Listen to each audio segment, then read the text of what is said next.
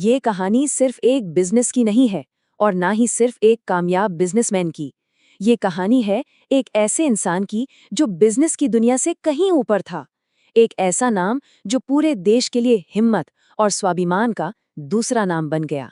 ये कहानी है उस शख्स की जो भारत का असल रतन था।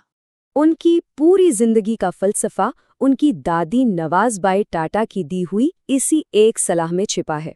ये सिर्फ कुछ शब्द नहीं थे, ये वो नींव थी जिस पर रतन टाटा का पूरा वजूद खड़ा हुआ। हर मुश्किल में, हर फैसले में ये एक लाइन उन्हें रास्ता दिखाती रही। देखिए, इस कहानी को समझने के लिए हमें दो अलग-अलग तस्वीरों को देखना होगा। पहली तस्वीर है 1947 की, जब एक 10 साल के बच्चे की दुनिया उजड़ रही थी। और दूसरी तस्वीर है 1991 की, जब वही लड़का एक बहुत बड़े साम्राज्य की बागडोर संभालने जा रहा था। साल था 1947। एक तरफ पूरा देश आज़ादी का जश्न मना रहा था और दूसरी तरफ एक 10 साल का बच्चा अपनी ही दुनिया को टूटते हुए देख रहा था। रतन के माता-पिता का तलाक हो रहा था और उस जमाने में ये कोई आम बात नहीं थी, ये एक नेशनल न्यूज़ थी।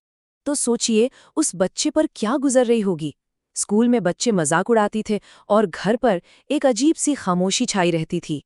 इस गहरे अकेलेपन में अगर कोई सहारा था तो वो थी उनकी दादी नवाज़बाई। उन्होंने ही रतन को वो सिखाया जो दुनिया की कोई किताब नहीं सिखा सकती, कि हालात चाहे जैसे भी हों, अपनी गरिमा, अपनी इज्जत कभी मत खोना। तो इस माहौल से दूर रतन 1955 में आर्किटेक्चर पढ़ने के लिए अमेरिका चले गए, कॉर्नेल यूनिवर्सिटी में। पहली बार उन्हें एक तरह से आज़ादी महसूस हुई। वहाँ कोई उन्हें उनके सरनेम की वजह से नहीं जानता था, वो बस एक आम लड़के की तरह अपनी जिंदगी जी सकते थे। और फिर लॉस एंजलिस में उनकी जिंदगी ने एक बहुत खूबसूरत मोड़ लिया। एक अच्छी नौकरी थी, एक अपनी गाड़ी थी और उनकी जिंदगी में प्यार भी आया। कैरोलिन नाम की एक लड़की जो उन्हें सिर्फ रतन के तौर पर जानती थी। दोनों ने शादी करने और एक बिल्कुल आम सादी सी जिंदगी जीने का सपना देखा था। लेकिन कहते हैं ना, किस्मत को शायद कुछ और ही मंजूर था। अपनी बीमार दादी से मिलने के लिए रतन कुछ हफ्तों के लिए भारत आए, लेकिन तभी 1962 में भारत चीन का युद्ध छिड़ गया और कैरोलिन के पेरेंट्स ने अपनी बेटी को ऐसे माहौल में भेजने से साफ मना कर दिया। और बस वो रिश्ता, वो सपना एक खामोशी के साथ वहीं खत्म हो गया।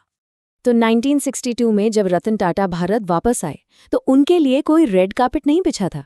उन्हें सीधे जमशेदपुर भेजा गया, जहां उन्होंने एक आम कर्मचारी की तरह बिल्कुल जमीनी स्तर से काम करना शुरू किया। पूरे 10 साल, ये कोई छोटा मोटा वक्त नहीं होता। इन 10 सालों में उन्होंने बिना किसी शिकायत के काम किया, हर वो काम जो एक आम वर्कर करता है।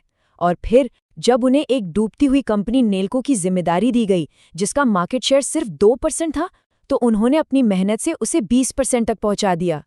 इतना सब करने के बाद भी 1991 में जब वो टाटा ग्रुप के चेयरमैन बने, तो ग्रुप के पुराने और पावरफुल लीडर्स ने उन्हें बिल्कुल स्वीकार नहीं किया। रूसी मोदी जैसे बड़े नामों ने तो खुलेआम उनका मजाक उड़ाया, कहा कि ये तो जोकर्स की टीम है। इस अपमान का जवाब रतन टाटा ने कैसे दिया? लड़कर नहीं, चिल्लाकर नहीं, बल्कि एक बहुत ही शांत और जबरदस्त रणनीति से। उन्होंने बस एक नया नियम लागू किया। सभी डायरेक्टर्स के लिए 75 साल की रिटायरमेंट की उम्र तय कर दी। और इस एक फैसले ने बिना किसी शोर शराबे के दशकों से चले आ रहे पावर स्ट्रक्चर को बदल कर रख दिया। और यहीं से शुरू होता है रतन टाटा का वो दौर जिसने उन्हें एक ग्लोबल आइकॉन बना दिया। इसकी शुरुआत हुई एक सपने से, एक ऐसी कार बनाने का सपना जो सिर्फ भारत के लिए बनी हो, भारत के लोगों के लिए। तो इंडिका लॉन्च तो हुई, पर उसमें कुछ शुरुआती दिक्कतें थी।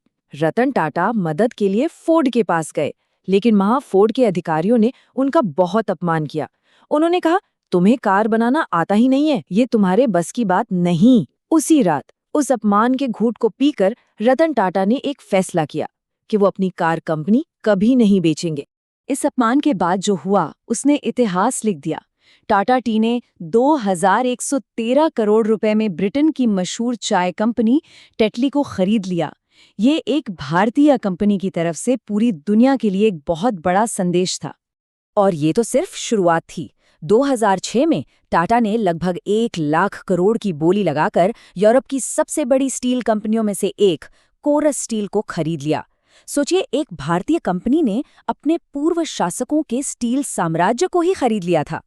और फिर आया वो पल, कहानी का वो क्लाइमैक्स। कुछ साल बाद जब फोर्ड कंपनी खुद मुश्किलों में थी, तो रतन टाटा ने 9,200 करोड़ रुपए कैश देकर उनकी दो सबसे प्रतिष्ठित ब्रांड्स जैगवार और लैंड रोवर को खरीद लिया। याद है फोर्ड के अधिकारियों ने क्या कहा था? आज उन्हीं की शान, उन्हीं का गौरव रतन टाटा के पास था। ये बदला नहीं था, इसे कहते हैं पोएटिक जस्टिस, क्योंकि एक सच्चा जेंटलमैन बदला नहीं लेता, वो बस जीतता है। लेकिन रतन टाटा की महानता सिर्फ इन बड़ी बड़ी डील्स और नंबरों में नहीं थी, बल्कि उनके दिल में थी। चलिए अब उनके उस पहलू की बात करते हैं जो उन्हें सबसे अलग, सबसे खास बनाता है। एक दिन बारिश में उन्होंने एक परिवार को 4 लोगों को एक ही स्कूटर पर भीगते हुए जाते देखा, और बस उसी पल एक सपने ने जन्म लिया, एक ऐसी कार बनाने का जो हर भारतीय परिवार खरीद सके। दुनिया ने कहा, 1 लाख रुपए में कार, ये तो नामुमकिन है। हाँ, सबने कहा ये असंभव है। इंजीनियर्स ने भी हाथ खड़े कर दिए। लेकिन रतन टाटा के लिए ये सिर्फ एक प्रोडक्ट नहीं था, ये उस पिता से किया गया एक वादा था जो अपने बच्चों को बारिश में स्कूटर पर लेकर जाता है। और उनकी इंसानियत की सबसे बड़ी मिसाल दिखी 26/11 के मुंबई हमलों के दौरान, जब ताज होटल पर हमला हुआ। तो उन्होंने न सिर्फ अपने शहीद कर्मचारियों के परिवारों को जिंदगी भर की सैलरी देने का वादा किया, बल्कि हमले से प्रभावित हर इंसान तक मदद पहुंचाई, चाहे वो रेलवे का कर्मचारी हो, कोई वेंडर हो या पुलिस वाला। अब आते हैं इस कहानी के आखिरी और शायद सबसे भावुक हिस्से पर। एक ऐसा इंसान जिसने लाखों लोगों को घर दिया, लाखों परिवारों को सहारा दिया, लेकिन खुद हमेशा अकेला रहा। एक इंटरव्यू में उनसे ये बहुत ही निजी सवाल पूछा गया, एक ऐसा सवाल जिसने उनकी जिंदगी भर के त्याग को जैसे एक पल में सामने ला दिया। और उनका जवाब दिल को छू लेने वाला था। उन्होंने माना कि हाँ, उन्हें कई बार अकेलापन महसूस होता है। ये किसी अरबपति का जवाब नहीं था, ये एक अकेले इंसान की आवाज़ थी। एक ऐसा इंसान जिसने दुनिया को सब कुछ दिया, पर शायद अपने लिए कुछ नहीं मांगा। और शायद इसीलिए लोग उन्हें सिर्फ एक कामयाब बिजनेसमैन के तौर पर याद नहीं करते। वो एक प्रेरणा है। वो इस बात का जीता जागता सबूत है कि बचपन में चोट चाहे कितनी भी गहरी लगी हो या रास्ते में अपमान कितना भी मिला हो, अगर इंसान अपनी गरिमा और इंसानियत को जिंदा रखे तो वो सिर्फ एक साम्राज्य नहीं बल्कि करोड़ों लोगों का दिल जीत सकता है। ये विरासत है एक ऐसे रतन की जो भारत के लिए हमेशा चमकता रहेगा।